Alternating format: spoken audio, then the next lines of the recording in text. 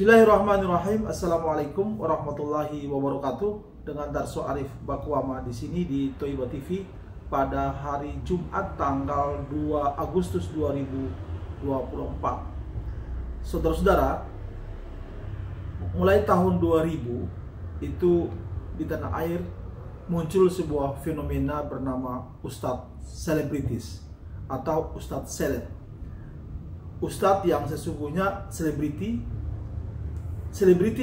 tetapi memakai baju atau ikon-ikon ustadz, memanfaatkan media sosial yang ada.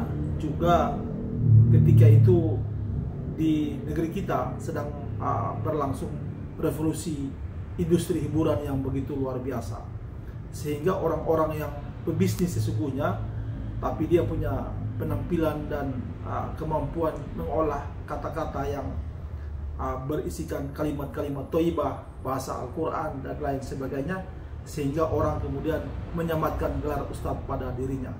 Akhirnya muncul apa yang disebut dengan Ustadz Seleb. Ustadz Seleb ada beberapa orang yang sering disebutkan di media.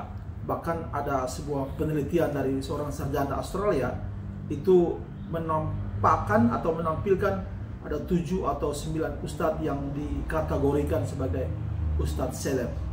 Salah satu ustadz seleb yang muncul ketika itu adalah Jam'an Nur Khotib Mansur.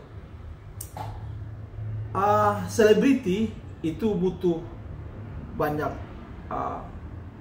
ikon yang menempel pada dirinya, penampilan, tongkrongan, atau kendaraan yang dia punya maupun teman-teman sesama tongkrongannya.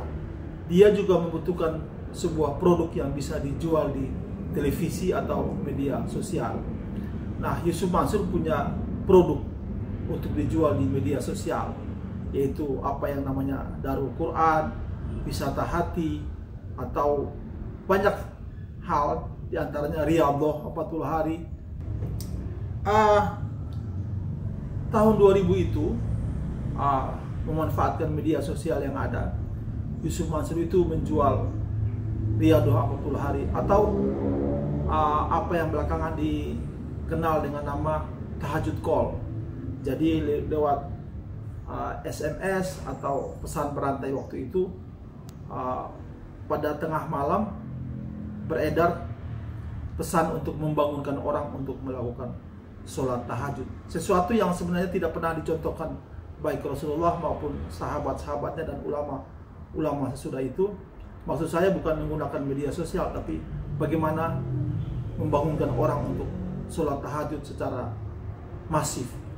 Itu tidak pernah dicontohkan oleh Rasulullah dan ulama-ulama pasca Rasulullah.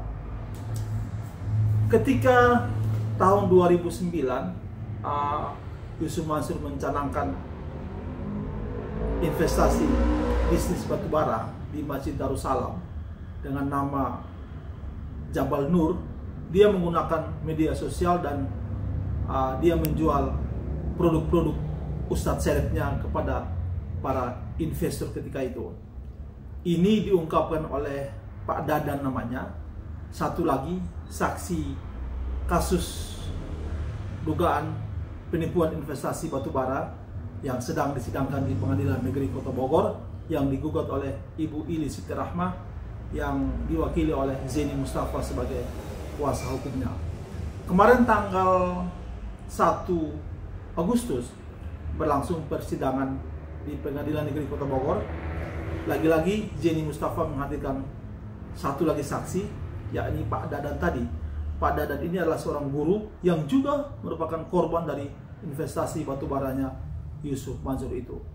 Berapa jumlahnya nanti kita dengarkan saja penuturan Pak Dadan di video berikut ini. Pak Dadan juga mengungkapkan dalam persidangan bagaimana Yusuf Mansur memotivasi para investor untuk lagi-lagi bersedekah. Kemana? Lagi-lagi kepada Darul Quran, lembaga pendidikan yang dibangunnya. Juga apa yang selama ini dijual oleh Yusuf Mansur, yakni rumah-rumah tahfidz. Apakah memang rumah-rumah tahfidz itu benar dibiayai oleh sedekah yang dikumpulkan dari jamaah? Wallahu a'lam. Dalam persidangan kemarin itu juga muncul dari Zeni Mustafa bahwa dia telah mengajukan kepada majelis hakim sita jaminan terhadap aset-aset yang dimiliki oleh Yusuf Mansur. Salah satu aset yang diajukan oleh Zeni Mustafa untuk disita oleh Pengadilan Negeri Kota Bogor ini adalah rumah pribadi Yusuf Mansur yang selama ini kita tahu berada di Cipondoh, Tangerang. Saudara-saudara, jika dimenangkan oleh Zeni Mustafa nanti gugatan di Pengadilan Negeri Bogor ini dan Yusuf Mansur tidak membayar hukuman yang ditetapkan oleh pengadilan, maka pengadilan bisa menyita aset Yusuf Mansur ini untuk dibayarkan kepada Ibu Ilis Siti Rahma sebagai penggugat. Apakah Yusuf Mansur takut jika rumah dia disita? Saya pribadi berani berpendapat bahwa Yusuf Mansur sesungguhnya tidak takut jika rumah dia disita. Ini bersesuaian dengan pendapat Pak Abdullah, orang Malaysia yang terus berkomunikasi dengan saya, menyampaikan pendapat-pendapat dia soal Yusuf Mansur. Terkait pengajuan sita jaminan dari Zeni Mustafa kepada Pengadilan Negeri Kota Bogor ini, dan keyakinan saya bahwa Yusuf Mansur tidak gentar jika aset atau rumah dia disita. Pendapat dari Pak Abdullah, orang Malaysia ini, yang dikirim kepada saya pada hari Selasa yang baru lalu, Pak Abdullah menulis seperti ini. Pak Darso, izinkan saya memberi sedikit pandangan. Seandainya benar Yusuf Mansur itu menyetor uang investasi ke warung Steak and Shake, mungkin itu cara Yusuf Mansur untuk memastikan uang itu dipindahkan sebagai atau jalan untuk pemilikan aset. Karena seandainya Yusuf Mansur memiliki uang yang disimpan di bank, seandainya Yusuf Mansur kalah dalam tuntutan di mahkamah, artinya uang atau hartanya boleh disita atas perintah mahkamah. Jadi Yusuf Mansur jadikan uang itu kepada aset, dan aset itu mungkin atas nama rekan kongsinya. Begitulah cara Yusuf Mansur dapat menyelamatkan uang tersebut dari sembarang masalah. Artinya, bagaimana Yusuf Mansur merancang uang investasi ini terpisah dari tuntutan, sudah pasti warung Steak tidak terlibat dengan perkara investasi. Jadi apa yang disampaikan oleh Pak Abdullah ini bersesuaian dengan apa yang saya pikirkan, bahwa tidak masalah bagi Yusuf Mansur itu jika pengadilan menyita aset rumah dia. Toh dia masih punya aset lain yang tidak dijangkau oleh para penggugat, yakni warung Steak and Shake. Menanggapi masalah di mahkamah ini, Pak Abdullah dari Malaysia melanjutkan tulisannya. Jawaban dari perkara ini, Yusuf Mansur nggak mau jadi orang susah atau miskin. Seandainya Yusuf Mansur dituntut di pengadilan dan kalah, mungkin hanya aset milik Yusuf Mansur yang disita. Tetapi kenyataan Yusuf Mansur tetap kaya karena memiliki harta yang tersembunyi. Yusuf Mansur itu pintar memindahkan sesuatu, uang investasi pindah ke warung Steak, dan seterusnya.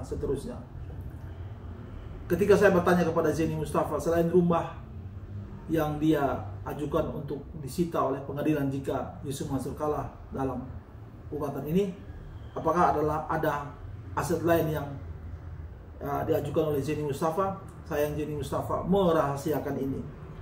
Nanti kita lihat saja ke depan apa yang terjadi jika Zeni Mustafa memenangkan gugatan ini di Pengadilan Negeri Kota Bogor. Terkait aset Yusuf Mansur yang bukan hanya aset yang tampak selama ini, yakni rumahnya, tetapi banyak aset yang tidak tampak yang diolah atau yang dihasilkan dari bisnis makanan dan minuman atau food and beverage yang dimiliki oleh Yusuf Mansur. Dalam sebuah video di detik.com pada bulan Desember 2021 yang saya akan lampirkan dalam video ini juga, Yusuf Mansur menuturkan kepada reporter Detik.com bahwa dia memiliki 7 perusahaan yang siap untuk melego sahamnya ke publik pada tahun 2021 sampai tahun 2024. Dalam 20 detik video itu apa yang diungkapkan oleh Yusuf Mansur tentang perusahaan dia yang siap menjual sahamnya ke publik, itu ternyata nol besar semua hari ini yang terjadi. Mulai dari klub bola, mulai dari perusahaan konstruksi, Paytrend, dan ada beberapa lagi. Semuanya terbukti hari ini adalah bohong semua. Tapi ada satu catatan yang saya perlu sampaikan di sini, bahwa Yusuf Mansur menyebutkan ada perusahaan dia yang bergerak di bidang food and beverage yang cukup besar menurut dia, dan itu dalam perkiraan saya itu yang dimaksud dia adalah warung steak and shake.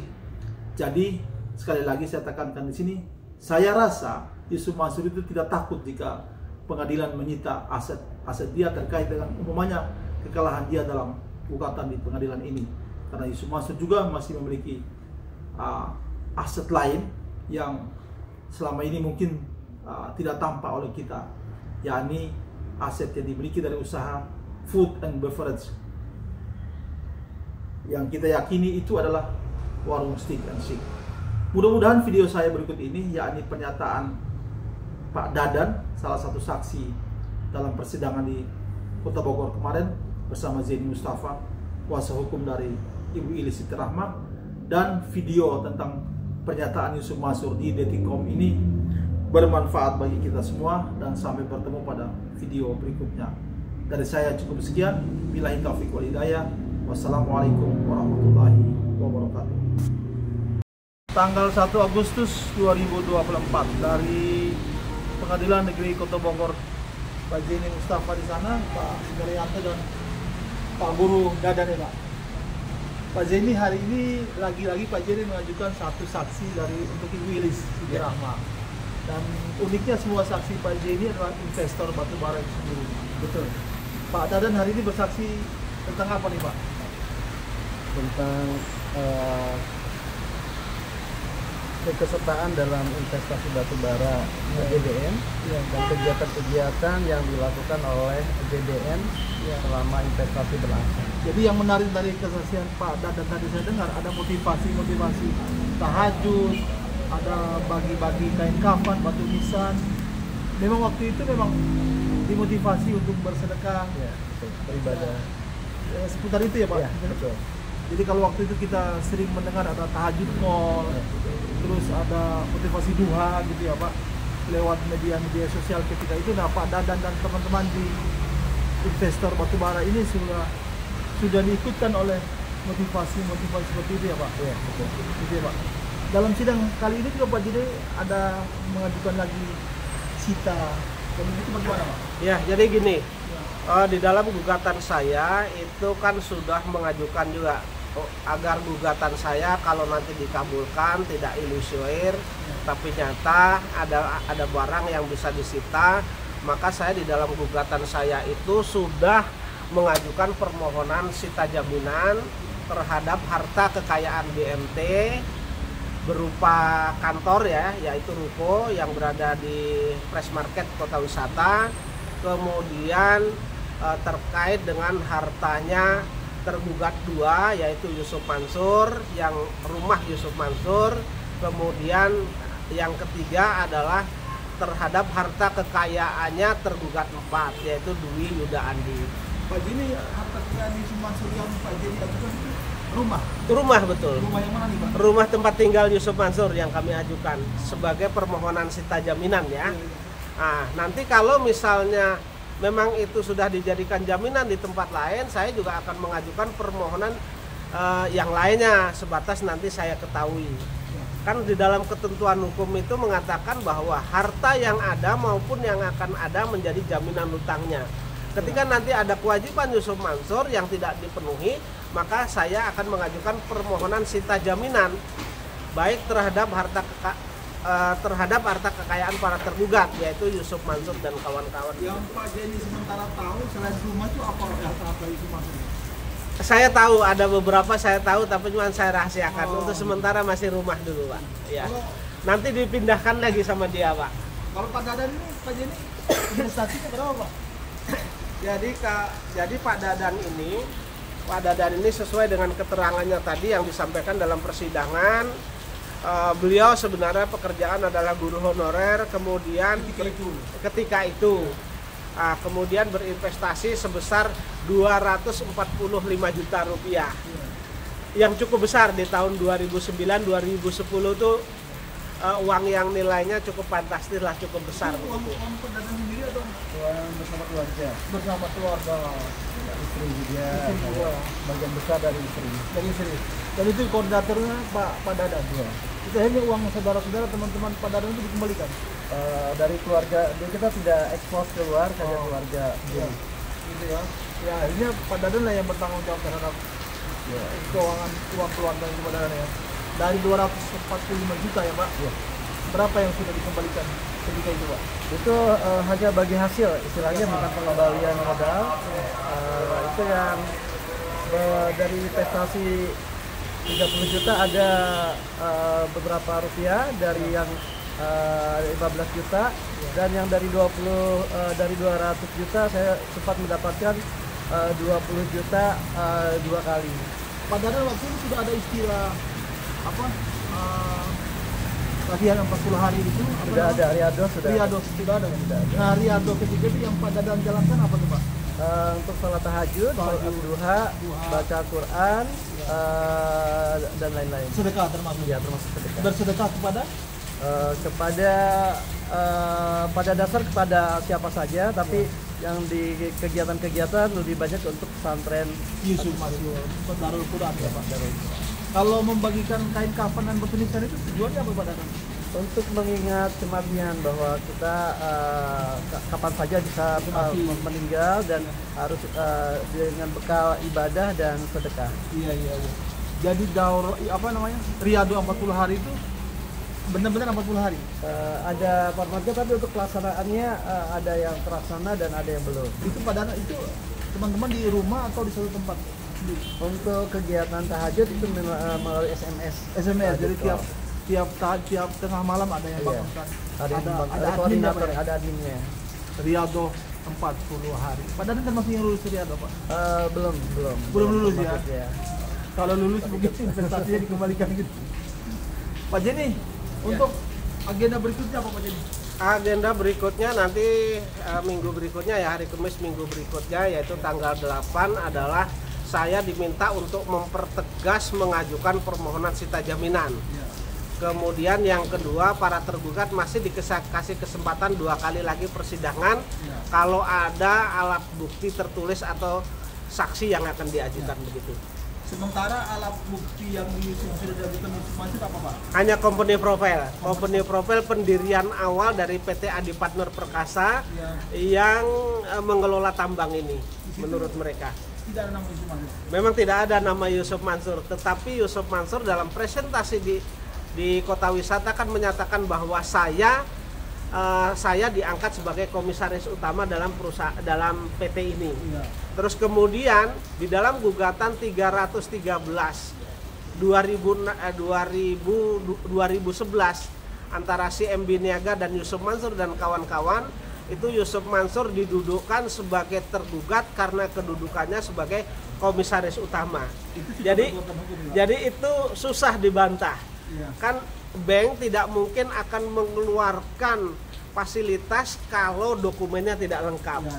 Artinya saya mencurigai bahwa ini yang pertama mereka mendirikan, lalu ada perubahan, tapi perubahan itu tidak didaftarkan ke Departemen Kehakiman dan Hak Asasi Manusia, tetapi digunakan untuk syarat untuk mengajukan fasilitas perbankan tersebut.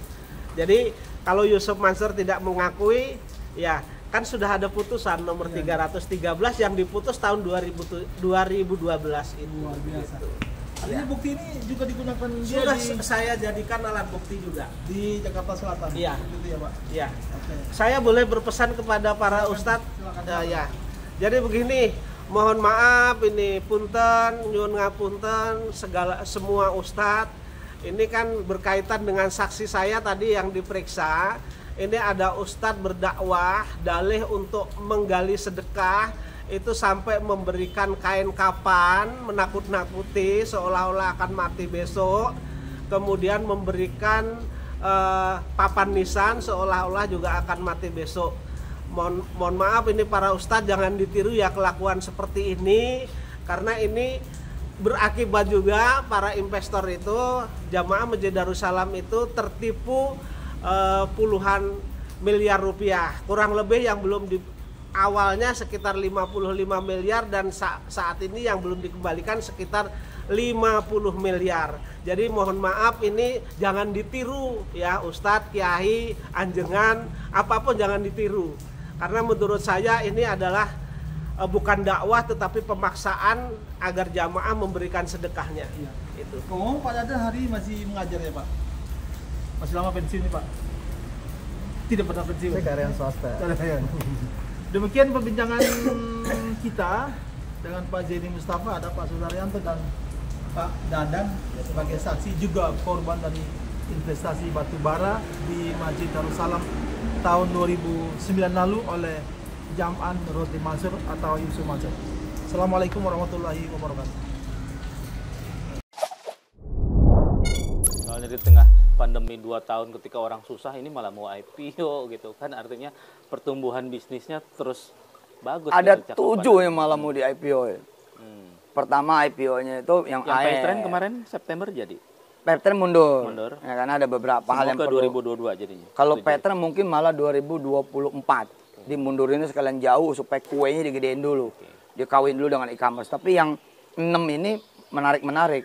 Salah satu yang di IPO ini itu mengutilisasi seluruh potensi bisnis pesantren di Nusantara. Yang lain apa lagi tadi? Tadi ada 6 yang mau IPO. Ya, ada air tadi. Kita akan bangun pabrik air di 3 titik.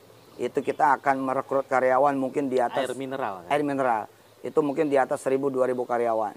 Ya. Kemudian di daerah Bogor. Ada fund flow masuk dari sebagiannya dari Malaysia, itu sekitar berapa ratus miliar gitu, alhamdulillah dengan izin Allah. Ada mau caplok-caplok perusahaan lain. Iya dong. Dari 2021 akhir udah melakukan aksi itu. Ada perusahaan properti. Ya, kita masuk nggak banyak gitu ya. Tapi konsorsium. Ya, ada saham perbankan. Ya, masih belum syariah, justru kita masuk untuk mensyariahkan. Dan ada di food and beverage. Nah, yang paling banyak food and beverage. Jadi dari 7 perusahaan mungkin 3 atau 4-nya itu di bidang makanan.